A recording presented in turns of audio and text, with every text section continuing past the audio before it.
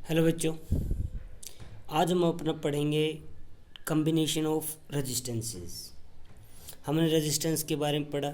Ohm's law में हमें पता चला रेजिस्टेंस क्या होता है। It is the opposition offered by the circuit to the flow of current. जो करंट को अपोज करता है वो रेजिस्टेंस था।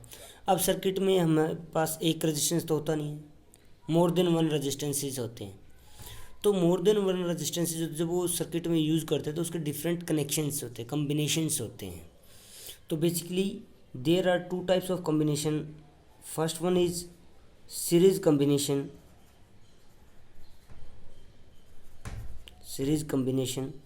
And second one is parallel combination.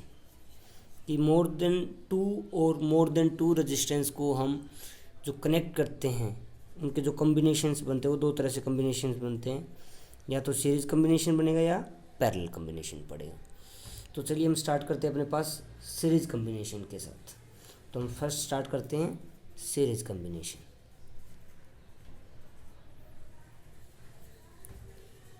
चलिए मान लेते हैं कि अपने पास तीन रेजिस्टेंसेस है, R1,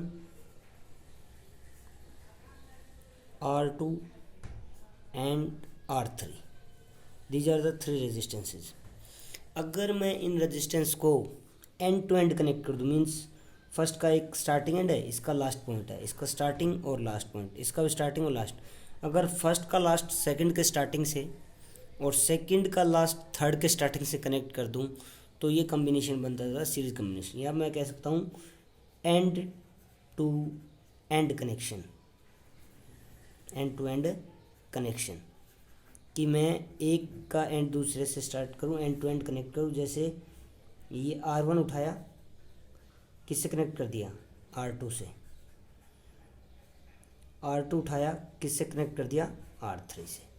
इस तरह से हम इसको कनेक्ट कर देते हैं। इसको बोलते हैं series connections, means end to end connections. अब इसके एंड टू एंड कनेक्शंस, दो एंड जो बचे, इस एंड के ऊपर हम क्या कनेक्ट कर देते हैं, बैटरी कनेक्ट कर देते हैं। ये बैटरी होगी अपने पास प्लस माइनस, और यहाँ पे कोई भी की लगा देते हैं, की के थ्रू हम इसको कनेक्ट कर देते हैं। ये होता है अपने पास सीरीज कनेक्शंस, मीन्स रेजिस्टेंस को एंड टू एंड कनेक्ट करना, उसको बोलते हैं हम सीरीज कनेक्शंस। अब इसमें कुछ चीज़ें ऑब्जर्व की गई, सबसे पहले क्या किया उसने कि हमारे पास एक वोल्ट मीटर लेके आए। क्या लेके आए, एक वोल्ट मीटर लेके आए। उसने यहाँ पे उससे वोल्ट मीटर से वोल्टेज चेक की बैटरी के क्रॉस, ये वाला। फिर उसने उस वोल्ट मीटर को उठाया, इस R1 के cross battery check, voltage check की, तो उसने देखा कि कुछ वैल्यू डिफरेंट आ रही है, तो उसने इसको नाम दे दिया V1। फिर उसने उसी वोल्ट मीटर को किसके क्रॉस कनेक्ट किया, R2 के, तो उसने देखा इसकी भी वोल्टेज अलग आ रही है, V2। फिर उसने इसको कनेक्ट किया R3 के क्रॉस, तो उसके क्रॉस वोल्टेज अलग आ रही है। तो इस तरह से हम एक वोल्ट मीटर लेके आए, वोल्ट मीटर बैटरी के क्रॉस कनेक्ट किया, फिर एक R1 के क्रॉस, उसी को फिर R2, फिर R3, सबके क्रॉस कनेक्ट किया, तो सबके क्रॉस जो वोल्टेज जो है वो अलग अलग मिली। हमने मान ली R1 के क्रॉस V1 मिली, R2 के क्रॉस V2 मिली, और R3 के क्रॉस V3 वोल्टेज मिली। इन सब से जो वैल्यू अपने पास मिली, उससे लास्ट में फाइंड आउट पता चला जो सप्लाई थी V, और जो मैंने तीन वोल्टेज मिली अपने पास तीनों के क्रॉस, उन तीनों का जो सम है वो किसके इक्वल मिला, इस सप्लाई वोल्टेज के इक्वल मिला है। किसके इक्वल मिला, इस सप्लाई वोल्टेज के इक्वल मिला है। यानी कि जितनी वोल्टेज इन तीनों के क्रॉस आ रही थी वो सारी की सारी वोल्टेज जो सप्लाई में है उसके बराबर हो जाएगी उन तीनों को अगर जोड़ दूँ तो। चलो एक चीज़ हमें पता चली, और कुछ पता किया गया इसमें। अब इसमें क्या किया गया, इसका करंट पता करने के लिए उसने क्या किया, ये R1, फिर यहाँ पे एक एमीटर कनेक्ट कर दिया। इस R1 के जस्ट पास में इसका करंट चेक करने के लिए एक एमीटर कनेक्ट किया। फिर ये R2, थोड़ी जगह छोड़ रहा हूँ, R3, और अपने पास इधर सप्लाई वोल्टेज, इधर अपने पास की, और ये सर्किट को कंप्लीट कर दिया। चलिए मैं इसको एक बार कंप्लीट कर देता हूँ। R2, R3 प्लस माइनस, ये मेरी बैटरी। तो सबसे पहले क्या किया उसने, एक एमीटर चेक किया। यहाँ पे मान लेते इसका करंट आया I। फिर उसने इस एमीटर को उठा के यहाँ पे रखा, R2 के पीछे रखा, तो यहाँ पे भी करंट आया I। फिर उसने R3 के पास रखा इसको, तो यहाँ पे भी करंट आया आई। फिर उसने उठा के इस सर्किट को यहाँ पे रखा बैटरी के पास, उसमें भी देखा आई करंट। सॉरी, यानी कि इससे हमें पता चला कि सीरीज में जितने भी रेजिस्टेंस लगा रखे हैं इन सब के अंदर करंट क्या चल रहा है, सेम करंट चेंज हो रहा है। वोल्टेज देखो सब में चेंज हो रही थी, बट करंट जो है वो किसी में भी चेंज नहीं हो रहा था। तो ये कुछ अपने पास ऑब्जर्वेशंस मिली कि एक्सपेरिमेंटली ऑब्जर्व किया गया कि सीरीज के अंदर वोल्टेज तो अलग अलग आई, बट उन सब का जो सम था वो टोटल के बराबर आया। बट सब में जो करंट जो है वो सब में क्या चल रहा है, सेम करंट चल रहा है। जगह जगह अलग अलग जगह पे एमीटर लगा के फाइंड आउट किया गया। अब अकॉर्डिंग टू ओम्स लॉ अगर मैं पूछूं यहाँ पे इस रेजिस्टेंस के क्रॉस वोल्टेज जो V1 है वो कितना, आपको पता चल गया ना करंट कितना है। चलिए इसका अब हम एक सिंप्लीफाइड सर्किट बनाते हैं। इसका क्या करते हैं, एक सिंप्लीफाइड और सर्किट बना लेते हैं। देखिए अपने पास R1 R2 एंड R3, यहाँ पे अपने पास एक बैटरी कनेक्टेड है, एक की कनेक्टेड है, ये लीजिए प्लस माइनस, ठीक है, ये वोल्टेज V है।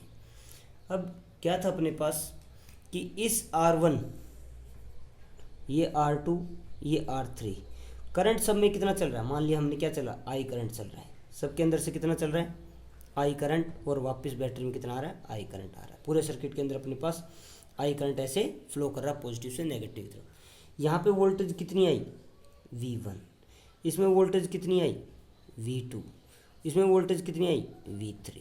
अब इन तीनों में करंट कितना जा रहा है, देखिए ज़रा करंट कितना, आई करंट ही मूव कर रहा है, सब में करंट तो आई सेम फ्लो कर रहा है।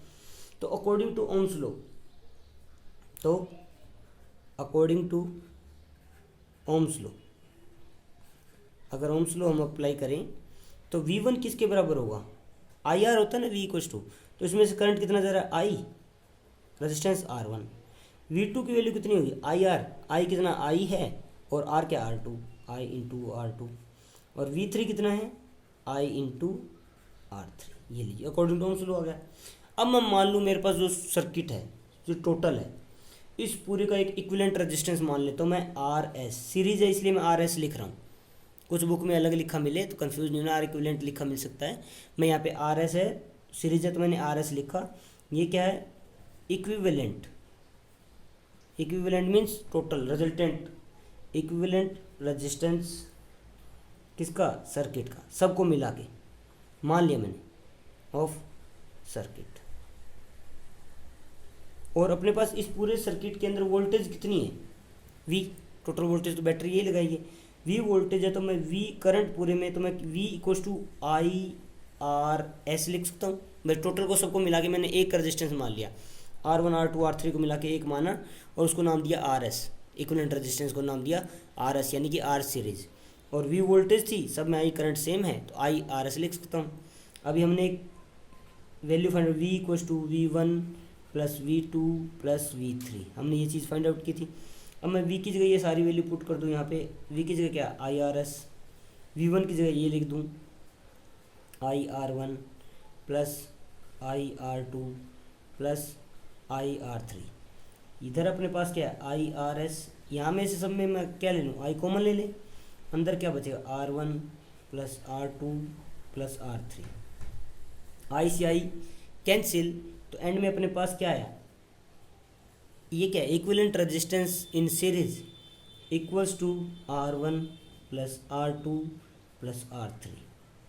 ये लीजिए, यानी कि इक्विवेलेंट रेजिस्टेंस निकालना है मुझे सर्किट का, तो जितने भी रेजिस्टेंस सीरीज में कनेक्ट हैं उनको उठा के डायरेक्ट जोड़ दो। जितने भी रेजिस्टेंस सीरीज में कनेक्ट होते हैं उन सबको डायरेक्ट जोड़ दो तो मेरे पास टोटल रेजिस्टेंस आ जाएगा, इक्विवेलेंट रेजिस्टेंस आ जाएगा, जिसको हमने नाम दिया है RS नाम दिया है। चलिए इसके अंदर कुछ इस रिजल्ट से हमें कुछ चीज़ें पता चली है, कुछ पॉइंट्स फाइंड आउट किए हैं, तो वो हम रिजल्ट्स लिखते हैं। सीरीज कम्बिनेशन के रिजल्ट्स में अपने पास जो जो मिले, फर्स्ट मैं कहूँगा क्या होगा इसके अंदर रिजल्ट कि अपने पास जो करंट है सबके सब जितने भी रेजिस्टेंस लगे हुए सब में करंट कितना चलेगा सेम। तो हम क्या लिख सकते हैं, same current flows through each resistor connected in series, connected in series. जितने भी रजिस्टर्स हैं उनके अक्रॉस जो करंट चलेगा वो कितना चलेगा, सेम चलेगा। ठीक है, एक तो हमें पता चला। थर्ड वन अभी हमें पता चला तो सबके अक्रॉस वोल्टेज क्या है, डिफरेंट। सबके अक्रॉस क्या है, voltage. Voltage across each resistor is different. ये भी हमने देखा, V1 V2 V3 आया। थर्ड वन क्या आया, हमने देखा जो वोल्टेज आई थी उस पूरी का जो सम था वो किसके बराबर था, तो जो अपने पास जो सप्लाई वोल्टेज है कॉम्बिनेशन की, तो मैं कह सकता हूँ जो बैटरी की वोल्टेज है उसके बराबर। तो मैं कह सकता हूँ the sum of the voltage drops, यानी कि वोल्टेज ड्रॉप हो रही है उसके वी को शायद across each resistor, across each resistor is equal to the voltage of the battery, voltage of the battery in the circuit। ये चीज़ हमें पता चली। अब इन सबसे जो अपने पास कॉम्बिनेशन जो मिला था, रेजिस्टेंस का कॉम्बिनेशन जो मिला था वो कैसा था कि जो टोटल रेजिस्टेंस क्या है वो सम हो रहा था, डाटा लिख सकते हैं हम, total resistance of the combination, total resistance of the combination is equal to the sum of all individual resistances। सबका क्या था, टोटल सम। अब देखो अगर मैं मोर देन तीन चीज़ों को एक साथ जोड़ रहा हूँ तो जो रिजल्टेंट आया वो हमेशा क्या आ रहा था, क्या आ रहा, बड़ा ही तो आएगा। तो फिफ्थ वन रहेगा RS, यानी कि total resistance always greater than R maximum. जो तीनों में से या जितना टोटल में जो मैक्सिमम था अगर मैं उसमें कुछ जोड़ूंगा तो उससे भी बड़ा ही आएगा, कि जो वैल्यू आएगी टोटल की वो हमेशा जो मैक्सिमम रेजिस्टेंस है उससे भी बड़ी आएगी। ये क्या था, अपने पास कुछ इंपॉर्टेंट पॉइंट्स थे किसके ऊपर, सीरीज कॉम्बिनेशन ऑफ रेजिस्टेंसेस पे। चलिए इसके ऊपर एक न्यूमेरिकल करते हैं। ये अपने पास एक एग्जांपल है एग्जांपल 12.7 अपना टेक्स्ट बुक का।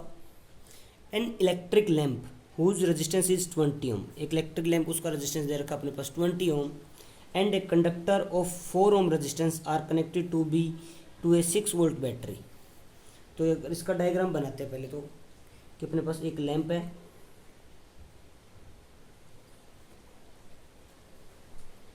लैंप और एक कंडक्टर क्या है जिससे उसको बैटरी से कनेक्ट किया, यानी कि उसका रेजिस्टेंस मैं डायरेक्ट लिख दूं, उसको कनेक्ट किया एक बैटरी से, ये इसको बैटरी से कनेक्ट किया, एक की कनेक्टेड है, ये लो ये लैंप है। इस लैंप का रेजिस्टेंस कितना दे रखा, 20 ओम, इसका रेजिस्टेंस कंडक्टर का 4 ओम, बैटरी कितनी दे रखी है अपने पास, 6 वोल्ट की बैटरी दे रखी है। Calculate total resistance of the circuit. अब देखो इस सर्किट में टोटल रेजिस्टेंस कितना है, एक तो ये एक है, दोनों किस में कनेक्टेड है, सीरीज में। तो नंबर ए क्या निकालना है, टोटल रेजिस्टेंस। क्या निकालना है, टोटल रेजिस्टेंस। तो टोटल में हमें पता है, डायरेक्ट उठा के जोड़ दूं, 4 + 4 ohm plus 20 ohm equals to 24 ohm. ये क्या आ गया मेरे पास, टोटल रेजिस्टेंस किसका, सर्किट का, पूरे सर्किट का टोटल रेजिस्टेंस आ चुका अपने पास, 24 ओम आ गया।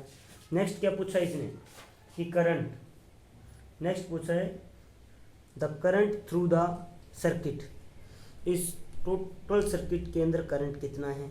अगर रेजिस्टेंस आ गया आपके पास, मैं इसको RS नाम दे दूं, हमने अभी ओम्स लॉ से निकाला, ओम्स लॉ क्यों बोलता है V equals to I are.